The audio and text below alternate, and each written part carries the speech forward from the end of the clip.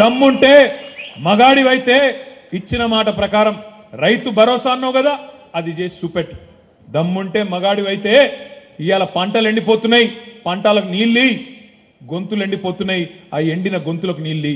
మగాడివైతే మా ఆడబిడ్డలకు ఇచ్చిన మాట, మహాలక్ష్మి అన్నావు, కోడళ్ళుంటే 2500, ఇంట్లో అత్తలు అవ్వలుంటే తాతలుంటే 4000 అన్నావు. కేసీఆర్ ఒక అవ్వకో తాతకో ఇస్తుండు, నేను ఇద్దరికి ఇస్తా అన్నావు. ఈ దమ్ముంటే గా పని చేసి చూపెట్టు, మగాడివైతే గా పని చేసి చూపెట్టు.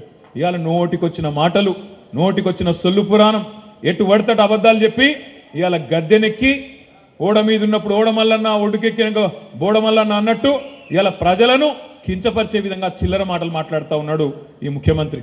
నేను మీ అందరికి చేసే విజ్ఞప్తి ఒకటే, ప్రజలు మంట మీద ఉన్నారు, మీకు నాకంటే బాగా మీకే తెలుసు. ప్రజలు మంట మీద ఉన్నారు, కోపం మీద ఉన్నారు. ఈ కొత్త ప్రభుత్వం మమ్మల్ని ఆగం చేసింది అనే కోపం మీద ఉన్నారు.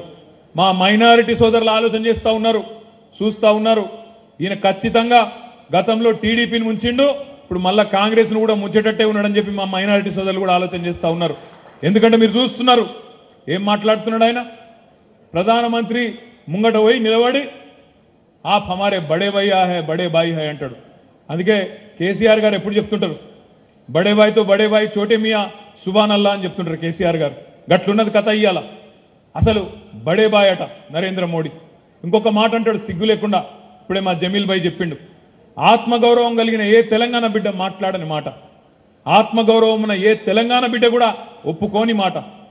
అన్ని రంగాలలో ఇవాళ తెలంగాణ భారతదేశానికి ఆదర్శంగా మారితే, మనం పెట్టిన రైతు బంధు దేశానికి ఆదర్శమై పిఎం కిసాన్ అయ్యింది కదా. మనం రైతు బంధు పెట్టినాకనే కదా మోడీ కాపీ కొట్టి పిఎం కిసాన్ అని పెట్టుకున్నాడు. మనం ఇంటింటికి నీళ్ళు ఇచ్చినాకనే కదా మిషన్ భగీరథ ద్వారా మోడీ కాపీ కొట్టి హర్ ఘర్ జల్ అన్నాడు. మనం ఇక్కడ మిషన్ కాకతీయ చేసినాకనే కదా మోడీ కాపీ కొట్టి అమృత్ సరోవర్ అన్నాడు.